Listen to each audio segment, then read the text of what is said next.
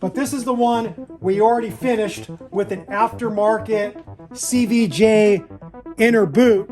Welcome to Toyota Time with Timmy the Toolman and Sean. Today we have returning special guest Vincent, and what we're going to do for Vincent today is we're going to do a CV axle reboot on his Lexus LX470. The reason for the job is he has some torn boots.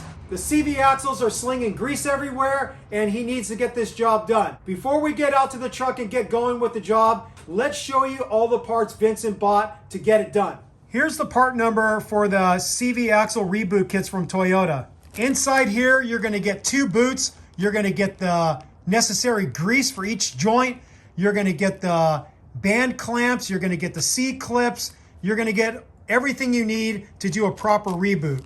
And the part number for both CV axles is the exact same. As an option, because it's known that the inner boots for OEM axles are prone to rip and tear from the friction of the ribs rubbing together with the lifted truck. Because of the increased angle of the CV axle, the ribs will touch. So you use these extended boots that come from CVJ. So the inner boots from the Toyota reboot kits aren't going to be used. We're going to be using these ones from CVJ, and we will provide the part number for these in the video description. Before we get going with the job, one thing I failed to say is a Lexus LX470 is nothing more than a fancy 100 series Land Cruiser. So everything we're showing you today would also work for a 100 series Land Cruiser. So now let's get out to the truck and get started with the job. For this job, you're going to want to remove the front skid plate because I really like jacking up the vehicle under this really beefy front cross member. There is a cross member behind it, but that's a little bit smaller, and I'd rather support the weight of the vehicle on this really heavy duty front cross member rather than the smaller one behind it, because you might end up denting it. And in the rear, we have both of the rear wheels chalked and the parking brake set, so the vehicle can't go anywhere. We're going to get some jack stands in place on each frame rail, and then we're going to settle the weight of the truck on the jack stands. All right, we have the frame settled on 6-ton jack stands on both sides, and now we're going to get the wheels off. Before we remove the CV axles from the differential, we're going to want to drain the gear oil out. If you want to avoid draining out the gear oil because you recently replaced it, you could just jack up one side of the vehicle at a time to put the differential at a tilt, and then you don't need to drain it out. Since we have the truck jacked up equally and we don't want to make a mess, we're just going to drain all the gear oil out. Before you open up the drain plug and drain all the gear oil out, you want to first make sure you can break free the fill plug, because if you drain all the gear oil out and then realize the fill plug is totally stuck, now you have an empty differential and you aren't going anywhere. So these are Allen head plugs, and it's a 10 millimeter. So get onto the fill plug first. Okay, I could break that free. And then now I'm going to take out the drain plug. Okay, those both broke free pretty easily.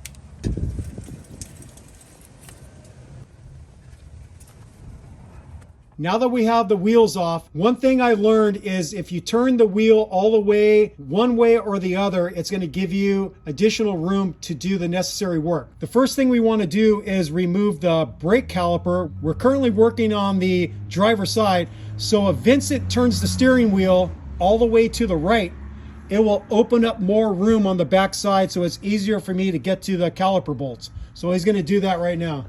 Once I get the caliper off of the steering knuckle, I'm going to want to be able to swing it way out of the way. And because of that, I want to disconnect a brake line bracket on the steering knuckle first, so when I do remove the 2 bolts that hold the caliper to the steering knuckle, I could swing it way out of my way. This 12 millimeter bolt holds the caliper brake line to the steering knuckle. I'm going to take that out using my 1/4 inch DeWalt gun. And I'm just going to reaffix that bolt right here so I don't have to keep track of it. The 2 caliper bolts are right here, one at the bottom and then one at the top. They're 17 millimeter. I'm going to use my big DeWalt 1/2 inch drive gun to get those caliper bolts out.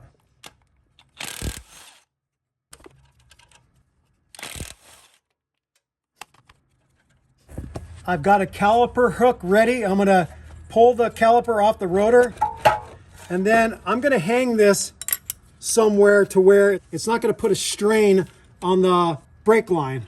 I decided to hook the caliper hook right in one of these plastic mudguard spots. I just popped the clip out and hooked it there because I wanted it way out of my way. Now that we got the caliper disconnected, we're gonna turn the wheel back straight. The next thing we're gonna do is remove this grease cap. I like using a tool with a very fine knife edge blade, and this is basically something from a air hammer kit, but it works really well for getting these types of grease caps off. A lot of guys end up destroying these because they're using the wrong tool. So if you just get that knife edge right in between the cap and the flange here of the hub, you can start getting it out. So you get a little movement, rotate it, and then hit it in another spot.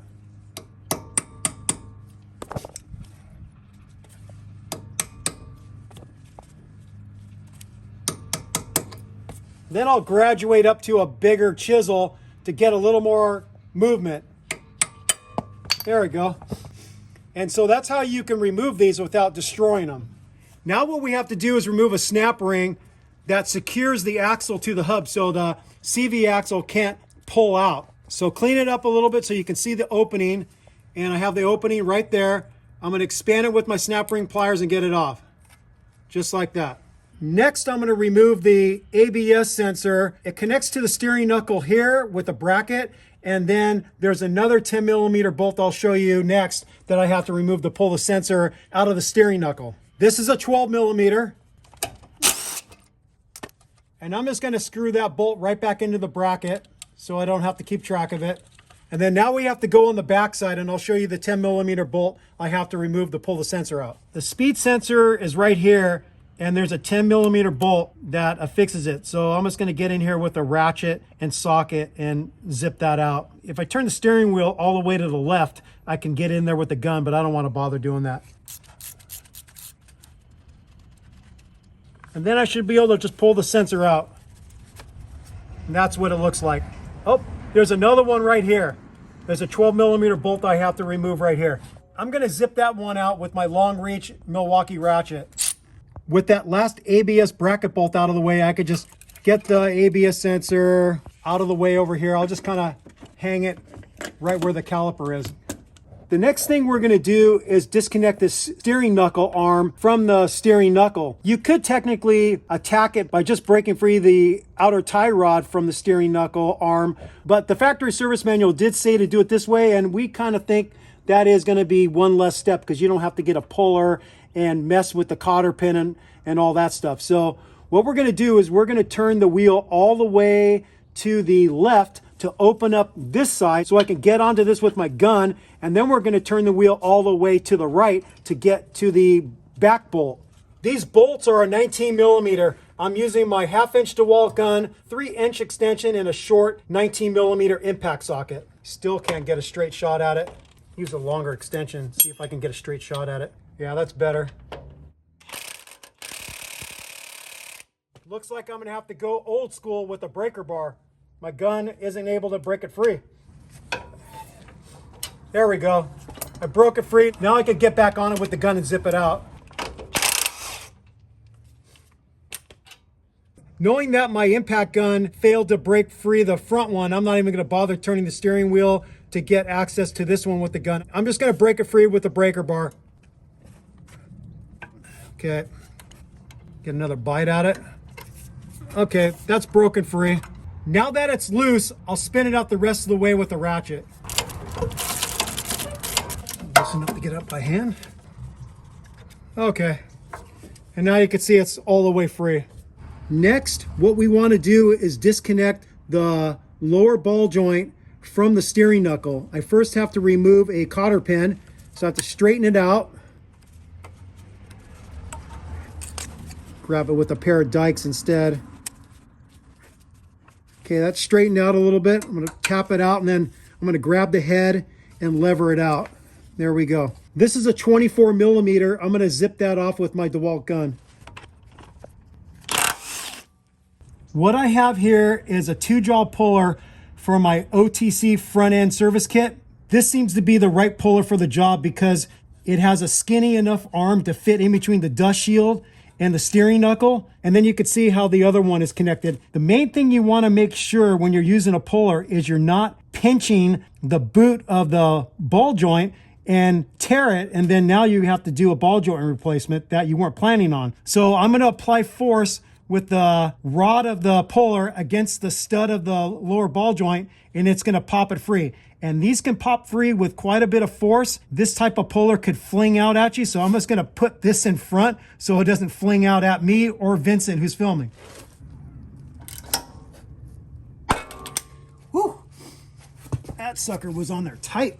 The next thing we have to do is break free the steering knuckle from the upper ball joint. Now, as you can see, Vincent has aftermarket upper control arms. They come from Total Chaos, and it's a different setup. So if you have OEM upper ball joints, all you have to do is do the same thing we did with the lower ball joint. You have to take the cotter pin out first of the castle nut, take the castle nut off, and then get in here with a 2-jaw puller or 3-jaw, whatever you want to use, and break free the steering knuckle from the upper ball joint. Unfortunately, we can't show you that process because he has aftermarket parts. For this Total Chaos setup, the bolt is a 13/16 and the nut is a 22 millimeter. So I'm going to use my ratchet and socket on the top and a long 22 millimeter box end on the bottom, and I'm just going to work this out.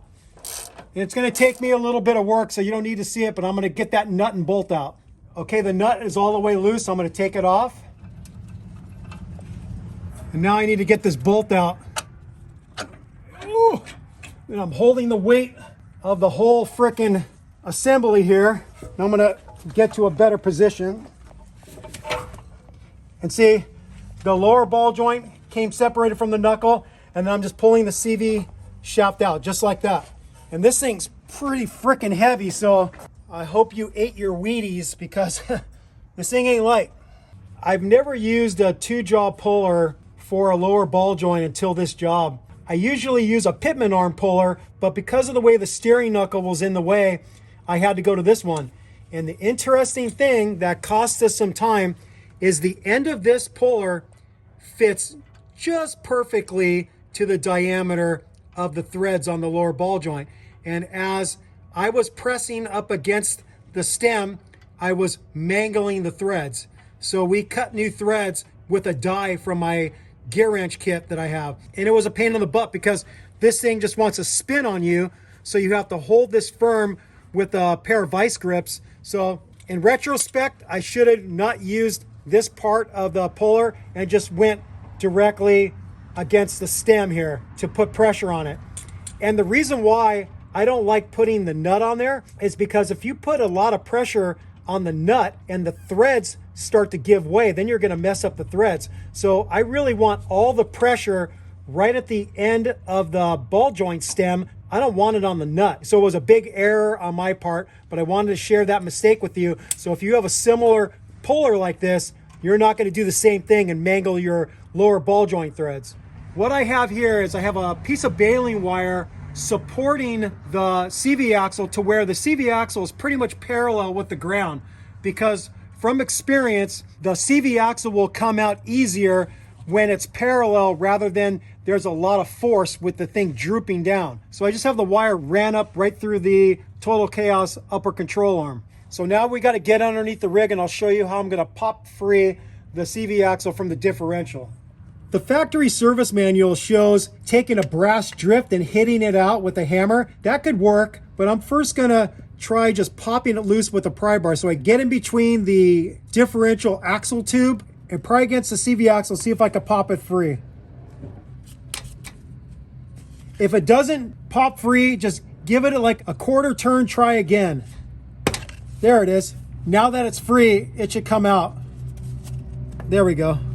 With the technique that I just showed you, one thing you just have to be careful is you don't mess up this dust seal right here. That's the one worry about using the technique I showed. So don't go in too deep with the pry bar and mess up that dust seal. So I'm going to pull the axle out the rest of the way.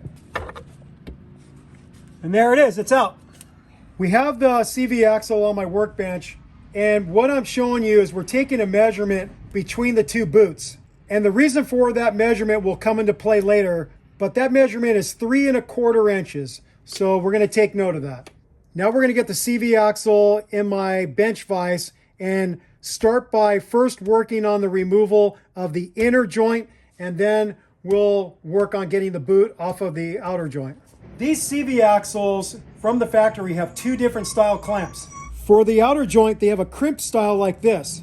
For the inner joint, they have a type of clamp that folds over. It has kind of a camming function, and then you lock it in with a couple metal tabs. What's interesting with this side that we're going to show you is that they both have the fold over type of clamps for both the joints. So that's not what I was expecting to see. I don't know if this was rebooted at some point, who knows. But this is the one we already finished with an aftermarket CVJ inner boot. When we're doing this job, we'll discuss how you can do this with both OEM boots, and you're not going to be using an aftermarket one like this red one that we installed on the CV axle we already finished. So with this camming type of clamp, these are the two tabs right here that fold over and hold it in place.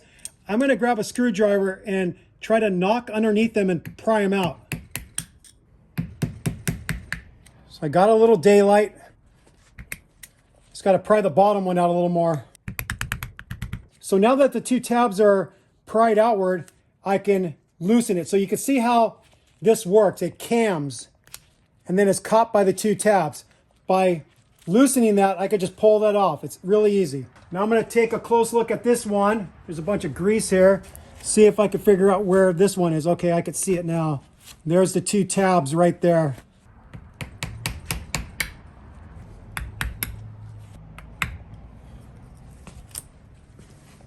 Same with this one, it cams, and I could be able to work this off. There we go. Here's where it gets really freaking messy. I'm gonna get my trash can underneath here, and as soon as I break this free, grease is gonna go all over the freaking place. Not quite yet.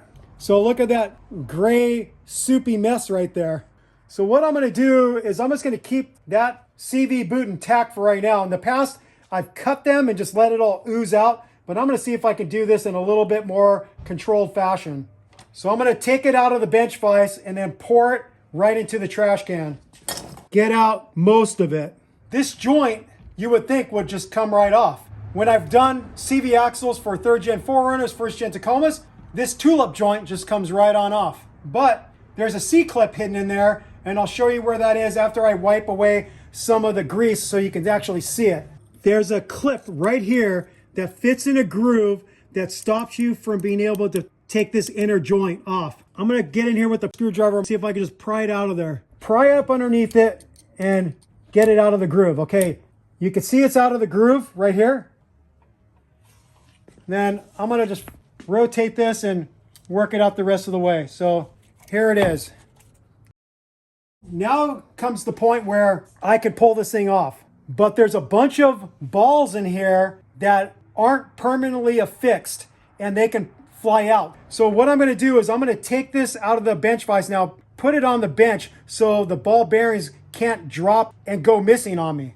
The factory service manual does say before you pull this joint off that you're supposed to make match marks so you can get the joint over the ball bearings in the same orientation. So what you would do, you would make a match mark from here, carried over to this cage for the balls, and then carry it over to the shaft to where you can get everything realigned. And then also carry a match mark on this piece that we'll be removing next. That's what they instruct to do. I personally don't think that is necessary because that means that you're worried about how each ball bearing individually wore within this joint, and I can't see that being a big, huge deal. I could end up being proven wrong, but I've seen a lot of guys do CV axle reboots and do not worry about the whole match mark thing. So there it is there. We did on the other axle made match marks for the orientation of this piece with the spline shaft. So we're just gonna go ahead and do it for this one. Again, I really don't think it matters. To get this piece off, you have to take a snap ring out. I'm gonna use my snap ring pliers to expand it and get it off. Come on, come on, come on. Okay, I got it. Now with the other side, I was able to pull this off with my hands. Let's see how it goes. Ooh. Maybe not. I think what I'll do is I'll take a brass drift and just tap it from the underside and see if I could drive it up. You know what? I take that back. I think I'm just going to get on here with the puller and do it with the puller. I'm using the same 2-jaw puller that I used to break free the lower ball joint. And so I have the tines right underneath the lip of this piece that interfaces with the balls. And it just takes a light amount of force. It's moving pretty easy.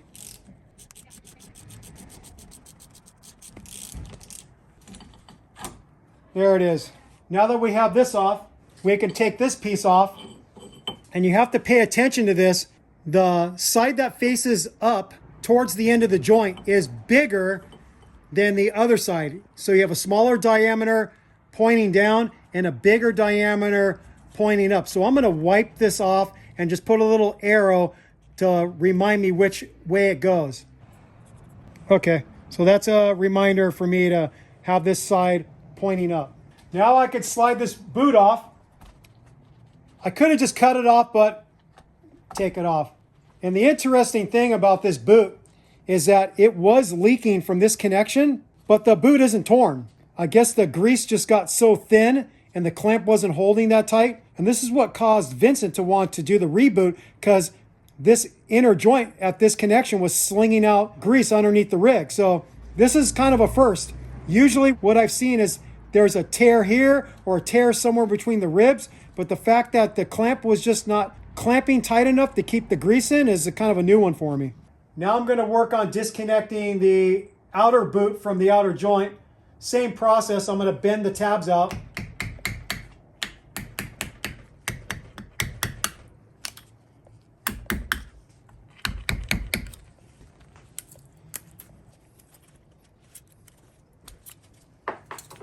Okay, there's that one. And then I'll do the same with this other one.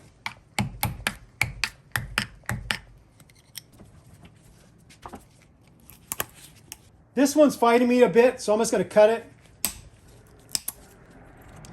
And in regards to the crimp style that I showed you earlier, the best way to get those off is to cut it. So you just have to use a nice big pair of dikes like these ones from Nipix and just grab onto the band clamp and do your best to cut it off, because they're not as easy to get disconnected as the camming type with the fold over tabs. Now I'm going to pry the boot off of the joint, and then I'm going to dump it into the garbage can. So now I'm going to pry the outer boot free of the CV axle shaft and then slide it up.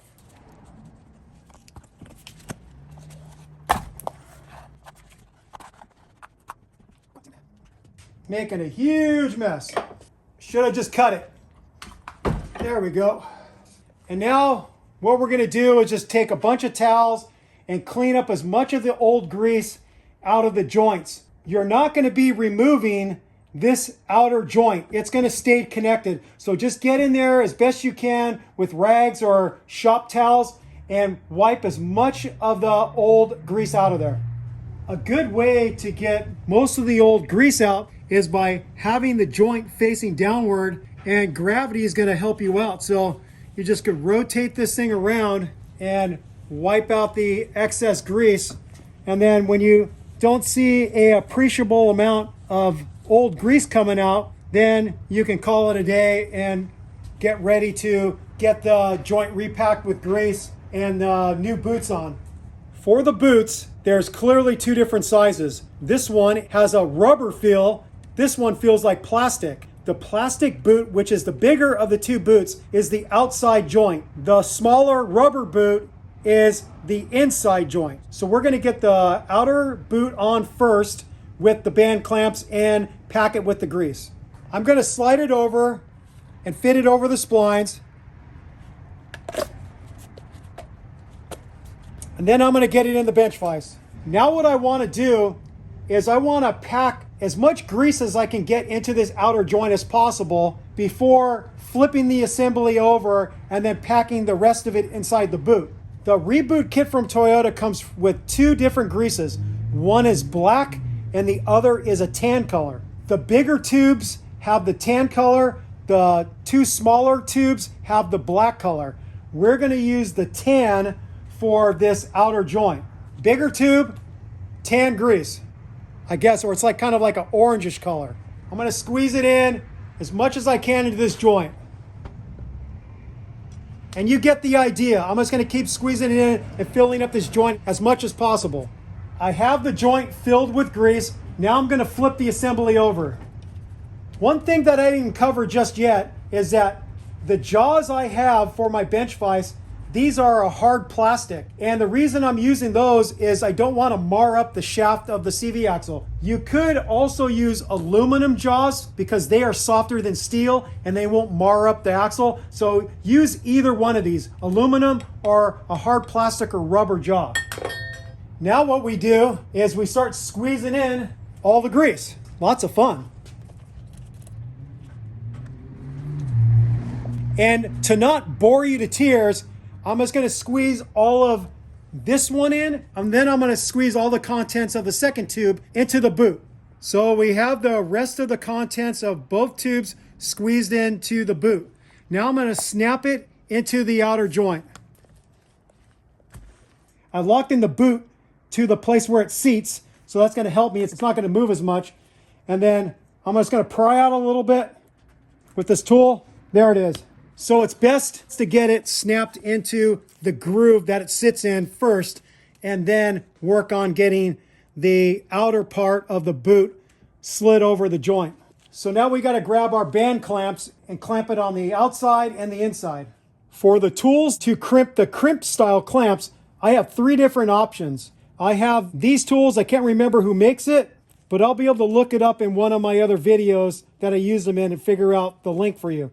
Then I have this other style of one that will be able to crimp the crimp style connectors. And then Vincent came over with these ones from Nipix. Either one of these will do the job. I'm going to start with this one that I've used before.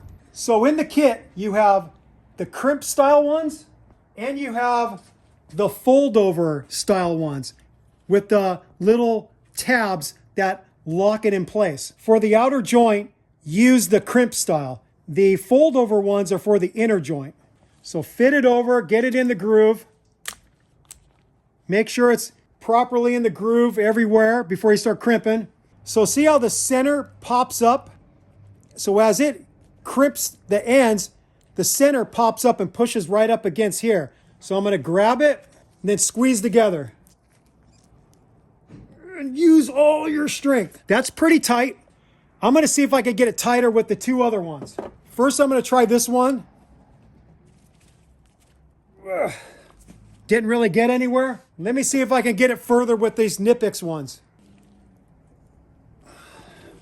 Kind of felt like I gained some ground, but I think that's it. I think that's the maximum I can clamp it unless I got stronger, which I don't see how that's going to happen. Okay, I'm going to slide the other crimp style clamp, and notice that they are color coded yellow or orange. This is something that I think is personal preference, but Vincent wants to line up all the clamp ends in the same plane. I was thinking you'd want to put them opposite so the shaft would be more balanced, but I'm going to do it the way he wants because it's his truck. And that one's secured. For our application, we're not going to be using the OEM inner boot, but I'm going to show you what you would do. You would first get the inner clamp over the shaft, because if you don't, you're going to be bumming. So get that on first. Then you would slide this over, and you could lock it in right here. You can see how it's got these ribs. You can lock it in right there, and that's locked in. You can get this clamp in place right now if you want, or you can wait, but I'll just give you an example of how these clamps work. You take it and you fold it over towards the tabs. Just like that. And then you take a hammer with a screwdriver, however you want, maybe a brass drift, and you fold these tabs over to capture it. And that's how these fold over clamps work. But since we're not going to be using the OEM boot, we're not going to install this clamp. And then same goes for when we're done showing you how you get all the other parts back on and you've packed it with grease. It's the same thing. It's a fold over clamp you fold it over towards the tabs, you hammer the 2 tabs over to capture this, and you're done. But now I'm gonna take this off and we're gonna get the CVJ aftermarket boot on and finish the install with that boot. The reason why at the very beginning we took a measurement of the distance between the 2 boots so we could figure out where we would put this CVJ boot onto the axle shaft. It's not going to be locked in to the area of the shaft like the normal boot is. It's meant to be extended to go out further. What we did is we compared the height of this with the OEM boot. We came up with that difference, and then we shortened that value we got, which was 3 1/4 inches. We want a spacing of approximately 1 3/4 inches between these 2 boots. And so that's why we took that measurement. You'll see that there's this rubber band thing here, and what that is for is to keep the ribs from touching, because if the ribs touch at an extreme angle, then they create friction and then they can tear. So that's why CVJ puts this big rubber band between the 2 outermost ribs, because that's where it's going to be bent the most, and you don't want the ribs touching against each other. So now I'm going to slide this over the axle shaft. And what would help is a little bit of grease on here, because this boot has a smaller diameter than the original one, so it's a little bit harder to stretch it over this. I'm just going to put some multi-purpose grease on here to make it a little easier to slide over. It helps to get your fingers in here and kind of spread it over the shaft. There we go. Sucker, it's hard to get over. And then I'm going to slide it past this normal spot where the boot would interface with the shaft. I'm going to slide it over that. I'm just going to keep it way down low here for right now. If you're wondering why I first didn't get the clamp in place, these CVJ boots come with their own type of clamp, so you can separate it and bring it over, so you don't have to worry about getting it on first. You can get it on second, okay? So now what I'm going to do is start getting the rest of the parts on. First, I'm going to put this piece on. Remember, the bigger opening faces up. I got my arrow reminding me. I'm going to slide that in there. We did make match marks on this one. White paint mark. Line that up and slide it onto the shaft.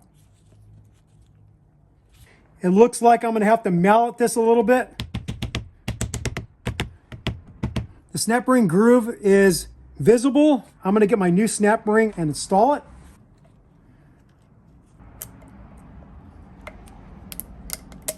If you could spin the snap ring, that means it's fully into the groove.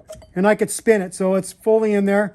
And now what I'm going to do is I'm going to put a little bit of the black grease on each of these surfaces. And this is going to be so when I put the ball bearings in there, they're going to be less likely to slip off. That first part was really slimy. The oil from the grease separated. Now I'll bring this part up and I'm going to put the balls in. And hopefully the grease is going to hold them in place and they're not going to fall out on me.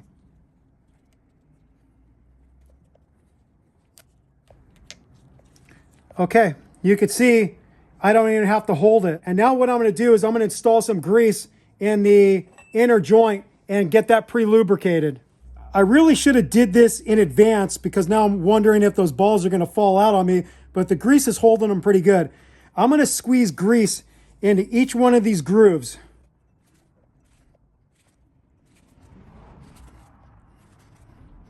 So I basically almost used up a whole one of these tubes. And then now I'm going to slide this over the joint.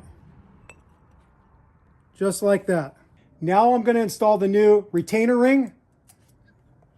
I'm going to get it into the groove and then work each side in. It's a very light retaining ring, so it doesn't require much force. And then once you got it in, just look around the whole circumference, making sure that it's in the groove. And it is. With this one, I'm also trying to move it with the screwdriver, and I can, so that means that it's fully in the groove. I'm going to double check and make sure I can't slide the joint off. So see that? I can't slide it off. So now what I'm going to do is squeeze the rest of the 2 tubes of black grease into the boot. You could roll it like a tube of toothpaste to get as much out as possible. And you get the idea. I'm just going to keep on squeezing the contents of both of the tubes into the boot. Getting the CVJ boot onto the inner joint is a hassle. It's a lot harder to do than the OEM rubber boot. So this takes two people. Vincent and I are going to work at this together. So Vincent is holding the joint and he's holding the back side of the boot over the lip so I can start working with these plastic tools to get it in place. How did we do this last time, dude? So I'm not going to lie, getting this CVJ boot slid over the inner joint is a serious pain in the ass. I can't reiterate that enough. With two guys, we were able to get the other one. I actually had to ask my wife for help, and the third set of hands was helpful. So to start off with, you get one side over the edge of the joint, and that person's holding it there and holding the joint. Then what I did is I had my wife grab one of these plastic trim removal tools and lever it and hold the boot stretched out against the joint. Then I came in with another plastic trim removal tool, a bicycle tire iron, and I was finally able to stretch it enough. And then Vincent was holding the other side of the boot and the joint, and he slowly rotated the joint into position, because originally it was like in this position at an angle, and then he slowly rotated it in while my wife and me were holding the boot stretched out in 3 different spots, and we were finally able to get it in. So this boot is really hard to get in place because it's so flexible. The OEM boots are really stiff and they will slide onto the joint very, very easily. Because this one flops around, it's super hard to work the boot over the whole circumference of the joint. So fair warning, if you have a third set of hands and some plastic tools like these, then I think you can get it no problem. I would go straight to having 3 freaking people if you can do it. Because Vincent and I probably wasted about a half an hour trying to get this freaking boot on. It was just a pain in the butt. Now we want to set the length of the axle. Toyota recommends a distance of 22.5 inches from the end of the inner shaft to the edge of the outer joint. 22.5 inches. So take a measurement, and we're at about 21.5 right now.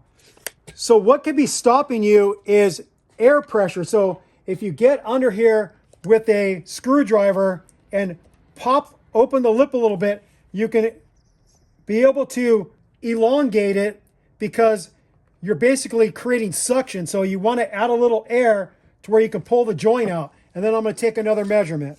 That's getting closer. I'm going to do a little more.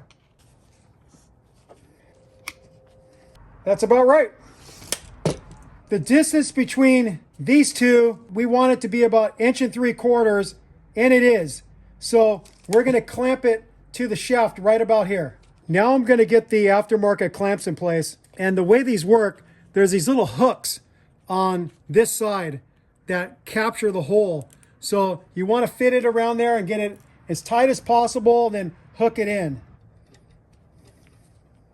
And that looks pretty good. Now I'm going to get on there with my tool. We got the larger clamp installed on the boot the same way we did the smaller clamp. We used the same crimping tool that we used for the outer joint to secure the clamps. I'm going to knock out this old retaining clip. This is the clip that holds the CV joint into the differential. So I'm going to get a screwdriver and a little pry bar. It would be ideal if they were both the same length, but they're not. I'm going to get it on each end of the snap ring, and then I'm going to tap it out.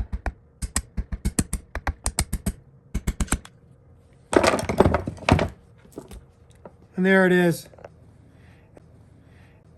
And then I'm going to install the new one. I'm just going to try to slide it in with my hand. Just like that. And basically, you can see there's a little wobble here on this. And what it's meant to do is when you slide it into the differential, the clip is going to compress and be equal to the diameter of the splines. And then when it pops into the cavity where it locks in, it's going to spring back out. And that's what's stopping you from being able to just easily pull out your CV axle. You're overcoming the strength of this retaining clip.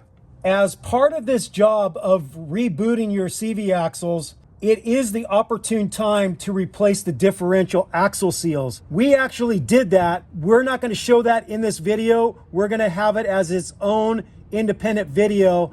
So you can click on the link above if you want to watch that video of us replacing the axle seals. And you could just simply fast forward to the point that we actually remove the old seal and drive in the new ones. So now what we're going to do is we're going to get the rebuilt CV axle reinstalled into the differential. To prepare the CV axle for insertion, I like to put some grease on the splines in this area of the C-clip, and then I want to put a little bit of grease right here where the seal rides, because the seal is going to be dry at the first turning of the axles, and I want a little bit of lubrication on there to not prematurely wear out that differential axle seal, because it's going to take a little bit of time for the gear oil to get in there, start spinning around and lubricating that seal. So a little bit of grease on here just pre-lubricates it until the gear oil can start lubricating it. So I just have a multi-purpose grease inside this little grease gun, and I'm going to grease all those areas. And then I'm just going to smear it around. As you can see right here, I have a bunch of grease packed into the area where the retaining clip lives. And the reason why I did that is I don't want the clip to be able to rotate freely in the groove that it sits in. The factory service manual tells you that the CV axle will insert easiest if the opening of the retaining clip is pointing downward. And I've done this enough times to know that I think that trick works. So what I did is I put a mark on the inner joint to let me know where that opening is, and I'm going to have that pointing down at me while I insert the axle into the differential. I might not be able to show you as well as I can on the bench how I'm going to knock the CV axle into the differential. I'm going to have a long pry bar, and then I'm going to be capturing this lip. I'm going to drive against the handle with a hammer and knock it in place. And if the CV axle doesn't knock in at first with some firm strikes, then I'll rotate the CV axle a little bit and I'll try again. And again, I'm going to keep the CV axle as parallel as possible by using some wire on this end to hold it up, because a CV axle will drive in easier when it's parallel rather than you're putting a lot of tension on it by letting the outside joint droop on you. So here we go. Let's go out to the rig. It's really important for you to actually feel the splines of the CV axle engage with the differential carrier or the differential tube. You absolutely don't want to start hammering a lot of pressure on the axle if the splines aren't properly aligned. So this is an important part.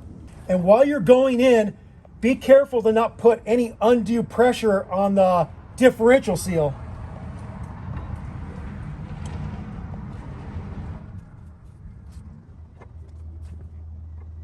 Not feeling it engage yet. I have the splines engaged. I'm hoping this gives you a good view of what it should look like when you have engaged the splines. Another test you can do is if you have somebody helping you, I'm going to turn the axle and then Vincent's going to be on the other side showing that the differential is turning, letting me know that I am definitely engaged with the splines. So I'm going to hand over the camera to Vincent, and I'm going to turn the CV axle back and forth, and you should be able to see that movement. Okay, so that's a good visual indicator that you're definitely engaged with the splines. Now we're going to knock the CV axle into the differential. So here's the setup. I have some baling wire holding up the axle parallel to the ground. I have the long pry bar on the lip that I showed you earlier, and then I'm just going to drive in with my hammer. Okay, I felt it go in a little bit. Now I'm going to have Vincent take a shot from underneath to show it driving all the way in.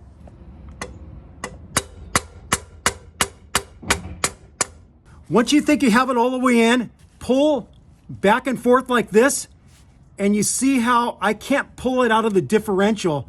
So when you pull on it, you could just see the beginning of that dust seal that interfaces with the differential tube and the seal, and that is a fully driven in CV axle. The play you're seeing is just the retaining clip wobbling back and forth in the cavity that it drops into. So we now have the CV axle reinstalled into the differential axle tube.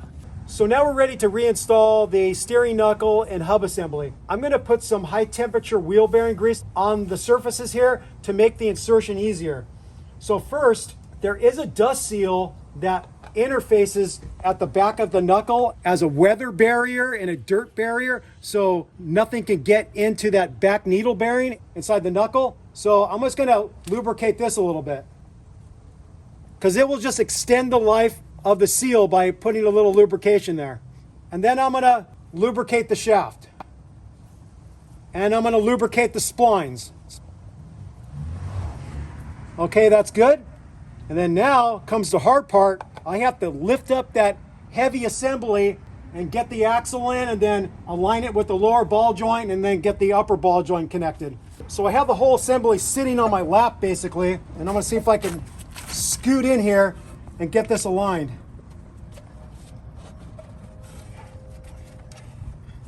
Okay, I got it aligned.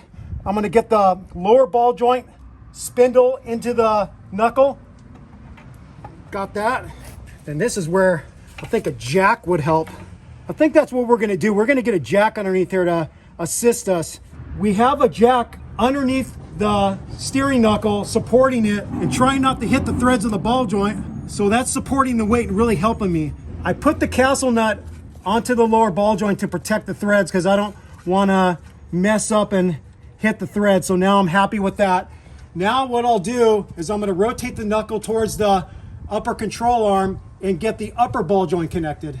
So with using the jack to help support the weight, I was able to rotate the knuckle underneath the lower control arm and then get this bolt in. With aftermarket upper control arms with a really stiff uniball joint, you might have to use a little persuasion to get the angle of the ball in line with the sleeve that's been pressed into the steering knuckle. So at first it wasn't lined up, so I actually used the bolt as a method to turn the ball to get it in proper alignment with this sleeve. So I had to pound on it with a plastic mallet using the bolt as leverage to turn the uniball, because this uniball is really stiff. These must be pretty new control arms, because usually after a certain amount of miles these loosen up nicely and you can actually manipulate them with your hand with the bolt.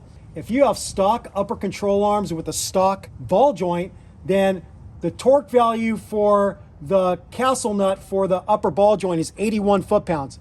Since we have aftermarket, I'm guessing this spec is a little bit more than the OEM spec, but we'd have to actually look it up on Total Chaos. I don't know it offhand. So I'm going to, at a minimum, torque it to 81 foot-pounds, and then later on, Vincent could do some research and figure out what Total Chaos recommends for this bolt and nut combo. For those of you with a OEM upper ball joint, don't forget to put a new cotter pin into the castle nut. If you find that the hole in the upper ball joint spindle isn't aligned with the slots in the castle nut, just go ahead and tighten the castle nut a little more. You never want to loosen. So just tighten it up a little more till you get in alignment, and then slide a new cotter pin in and bend it over and call it a day. Now we're working on torquing the castle nut for the lower ball joint. That spec is 118 foot-pounds. There it is. I'm going to look to see if I have an alignment. Oh, it looks like it is. Perfect. Okay, I'm going to get a new cotter pin in. I have a cotter pin that fits the hole really well. It's just extra long, so I'm going to just cut it down a little bit. So I'm going to bend it over the shaft of the ball joint, then I'm going to snip it off. And this is one of those situations where you want to watch your eyes so you don't go flying in your eye.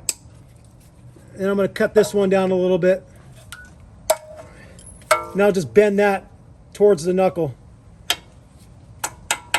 There we go. Now we're going to reattach this knuckle arm. As you can see, the factory used some type of red sealant. I tried with a brass brush and a wire brush to clean those threads out, but they really probably need a wire wheel, and I don't really have the patience for that right now, so I'm just going to put some blue Loctite on it and call it a day. So that's why these bolts were so hard to remove, and my DeWalt gun couldn't do it because the sealant was really making these bolts stick in there. You could use a red Loctite, but that's like a thread locker, and I don't like using thread locker on most things. So a blue Loctite will just help it stay in, but it's not going to be so strong that it's going to be a struggle to get these bolts out in the future. I'm going to manipulate the steering knuckle and try to get it aligned with the arm. See how it goes. Okay, I've got the first one started. Now I'll work on the second one. Okay, I've got both of them started. I cinched up the bolts with my 1/2-inch drive ratchet, short 19mm socket. They're touched down pretty snug. Now I'm going to switch to the torque wrench. The torque value for those two steering knuckle arm bolts is 108 foot-pounds. Okay, the back one is torqued. I have to switch positions. Okay, they're both torqued to 108 foot-pounds. Now I'm going to get this snap ring reinstalled. It might not be a bad idea to get a new one, and we'll have a link in the video description for a new one of these, because every time you expand it, it will have a little bit of a memory and it might not be the tightest fit here. If you can't see the groove for the snap ring, that means you have to pull the CV axle further into the hub. So come back here and just grab onto it and pull firmly towards you, and you'll fully seat the CV axle into the knuckle hub assembly. And that's all you'll need to do. So get my snap ring pliers. There it is. See if it slides back and forth? That means it's fully in the groove, and this axle won't be able to pop out. Like, I'll even give it a couple of whacks. It's not going anywhere because that snap ring's holding it. Then we grab our dust cap or grease cap and just knock it in place. Just make sure it's evenly driven in all the way, and there it is. In the upcoming footage, you're going to notice that there's brand new rotors on there, and we didn't show replacing them. And the reason why is we were filming a brake job on Vincent's vehicle at the same time filming this job and 2 other jobs. So we chose not to include the brake job as part of this video because we think some people aren't going to be doing the brakes as part of this job. So we didn't want to make the video any longer than it had to be. But if you wanted to see that brake video, we will link that in the video description for you so you can watch it. So I just wanted to let you know that so you're not confused, like, wait a minute, you got new rotors and then now you're putting old calipers and pads onto those new rotors. It doesn't make sense. Well, it doesn't make sense. And it was because we were filming that brake job video at the same time as filming this. So with that said, let's get back to the video. Now we're getting the ABS line reconnected where it needs to reconnect. The first connection is this bracket that goes to this other bracket that attaches to the steering knuckle. It's a 12mm bolt. I'm just going to tighten that by feel. No torque value. Okay, that's good. The next connection is right here. It's a 10mm. And again, I'm just going to tighten that by feel with a small ratchet. It's actually a 12mm. And that's tight. Now we have to plug in the ABS sensor into the knuckle. I'm going to clean this off a little bit. This one is a 10mm. So I'm going to insert that. I'm just going to tighten this by feel, no torque value. Because our grimy hands have been all over the rotors, and also because new rotors come with a protective spray on them so they don't rust, I cleaned off both sides of the rotor with brake cleaner and a clean rag, and now I'm going to get the caliper slid over the rotor. And I think what I'm going to do is have Vincent turn the wheel all the way to the left, because we're working on the passenger side, to open this up to where I have an easier time getting the caliper bolts in. Okay, I'm going to slide the caliper over the rotor, and then I'm going to get my bolt started. Okay, I got the bottom one started. I'm going to get the top one started. Okay, both of them are started. I'm just going to cinch them down first and then get out the torque wrench.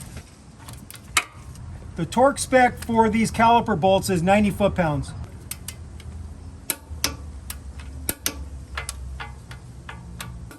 One final thing that we performed that we didn't video was the refilling of the front differential. Normally, the gear oil you would put in your front differential would be a 75 W90, but some people choose to run a thicker viscosity gear oil like 85W140. That's actually the viscosity gear oil that East Coast Gear Supply recommends to all their customers that they do differential rebuilds and re-gears for. So what you want to do is you want to get your truck on level ground. You get the drain plug in with a new crush washer and tighten that up. And then you use your pump of choice to pump gear oil into the fill plug until you see gear oil spilling out the bottom of the threads of the fill plug, and then you're done. The capacity, I think, is somewhere between 1.5 quarts and 2 quarts. So if you get yourself a couple quarts of gear oil, that should be sufficient to top it off. And then get that fill plug in there with a fresh crush washer and then tighten it up snug. I don't know the torque spec off the top of my head, and I usually don't bother torquing those differential fill and drain plugs. I just go by feel. So just use your best judgment and snug them up pretty good. They don't require that much force to stay in there without falling out. So what I'm saying is don't strip them. All right, Vincent and I did a double check of all our work. We looked at all the fasteners that we took off and made sure they're all back on. They're all torqued to the proper value or to that German spec or torque elbow of good and tight.